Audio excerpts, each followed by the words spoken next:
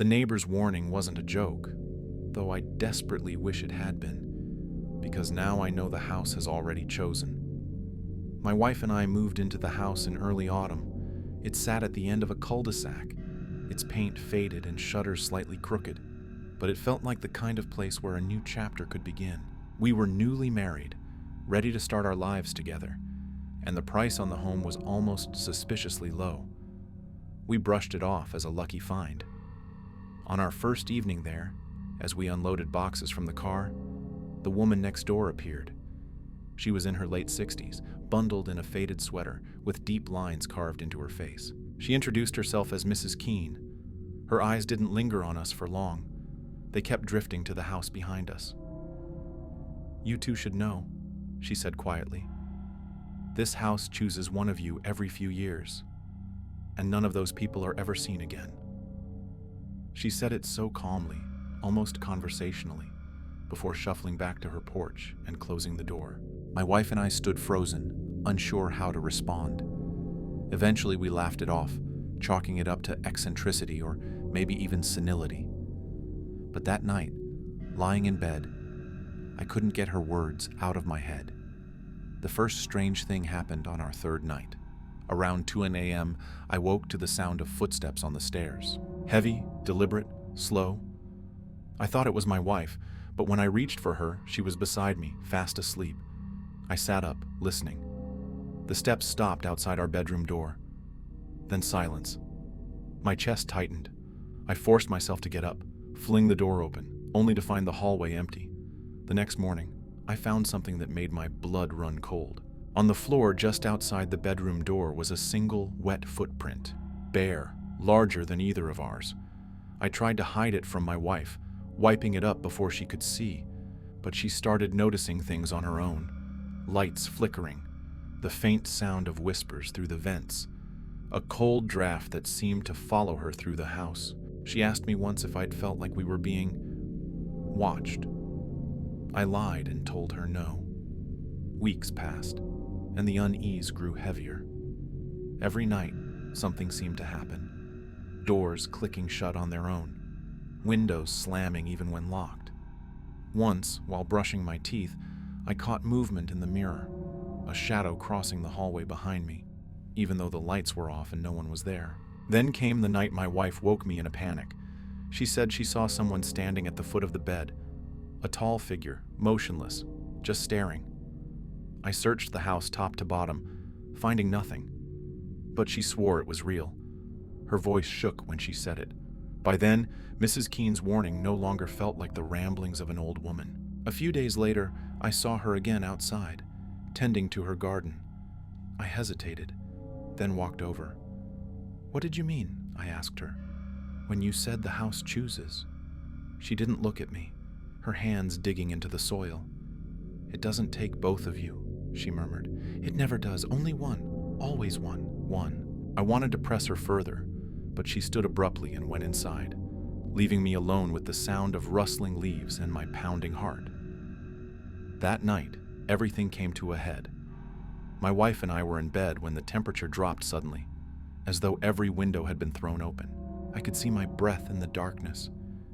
Then, from the hallway, came the unmistakable sound of someone whispering my wife's name. She clutched my arm, eyes wide, tears welling. The voice whispered again, closer this time. She begged me not to open the door, but I couldn't just lie there. With shaking hands, I grabbed the flashlight from the nightstand and yanked the door open. The hallway was empty except for the footprints, a trail of wet, bare prints leading away from our bedroom, down the stairs into the darkness below. We should have run.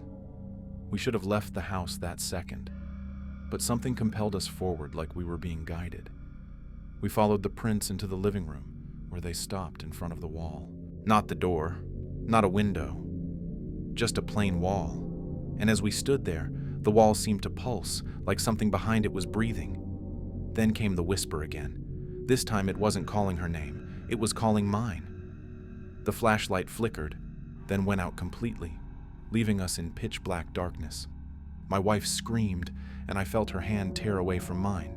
I shouted for her, fumbling in the dark, but it was like the space between us stretched instantly, impossibly far. Her voice grew distant, muffled, like she was calling from behind that wall.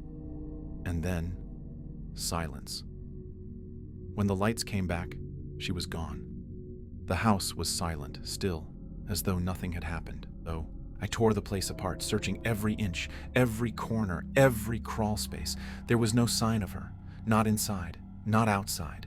It was as if she'd been erased from the world. The police came. They searched too. They questioned me for hours. But there was no evidence of foul play, no sign of a break-in, nothing. Just my story, which no one believed. It's been weeks now. The house is quiet again. Too quiet. Sometimes I sit in the living room, staring at that wall, waiting for something, listening. And I can't help but wonder if the house has already made its choice, or if it is still deciding. I woke up in the middle of the night to the sound of my front door locking itself, except it didn't even have a lock. I moved into the house in late spring, drawn to its charm and the price that felt almost too good to be true. It was an old 2-story colonial on a quiet street, the kind of place that looked harmless, even inviting in the daytime. The realtor made a point of bragging about how it had been renovated for safety.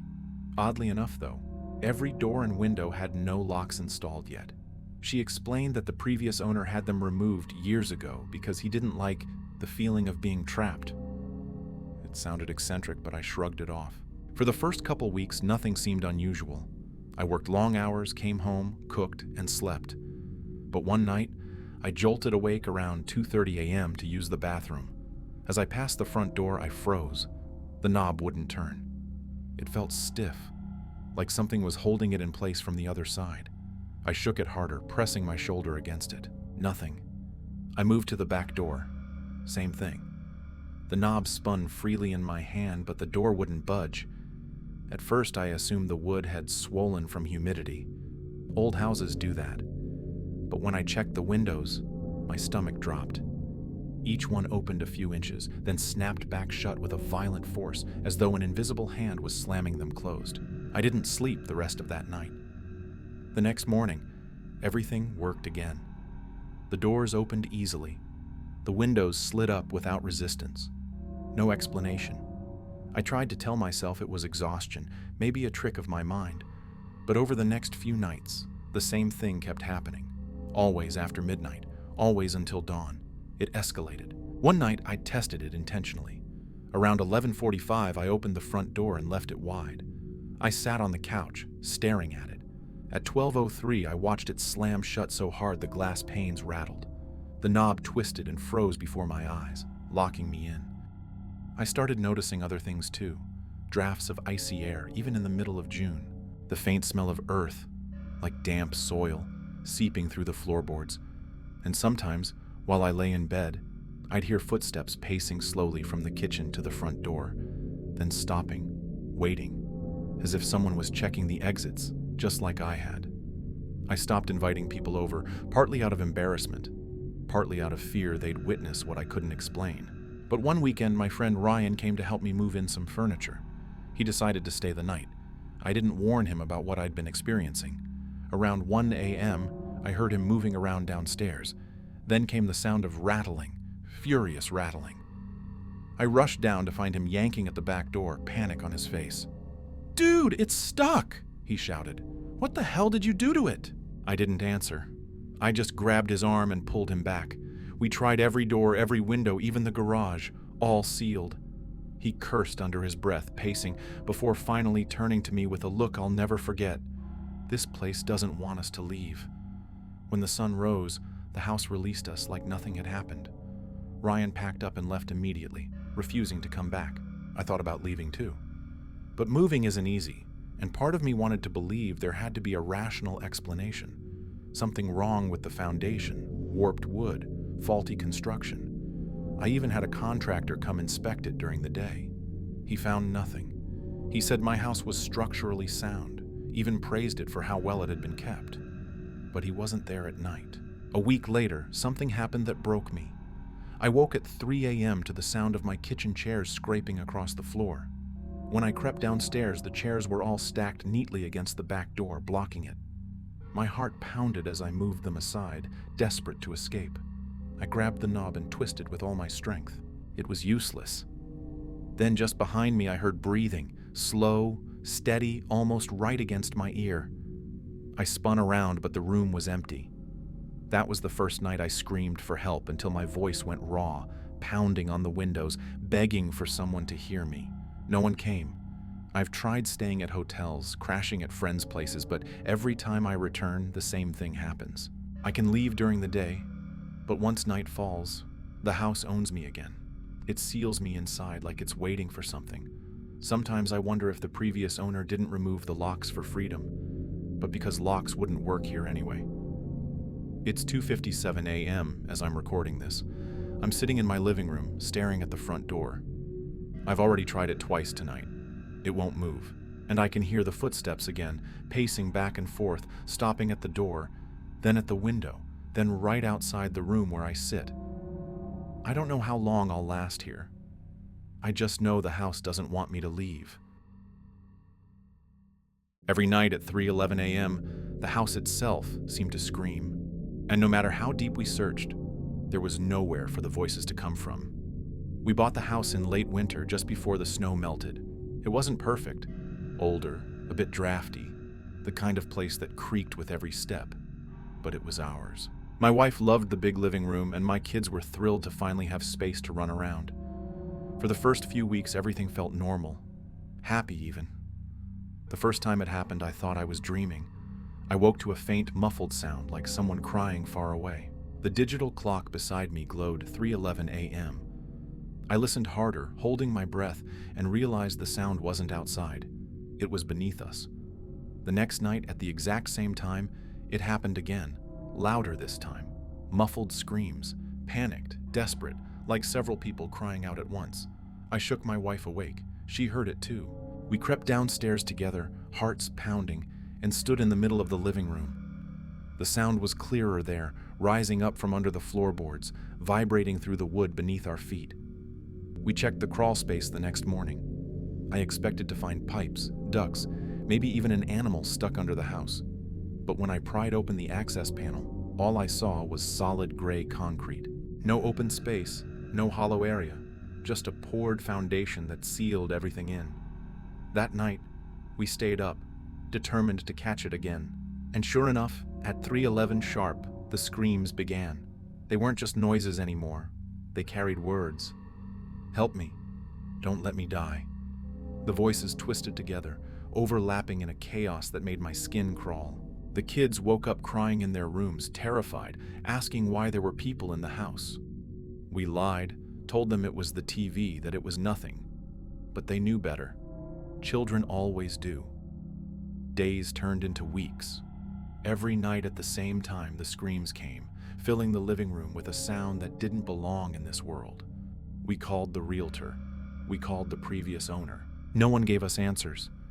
One neighbor, an older man, only shook his head when I asked about it. That house should have stayed empty, he muttered, before walking away without another word. Sleep became impossible.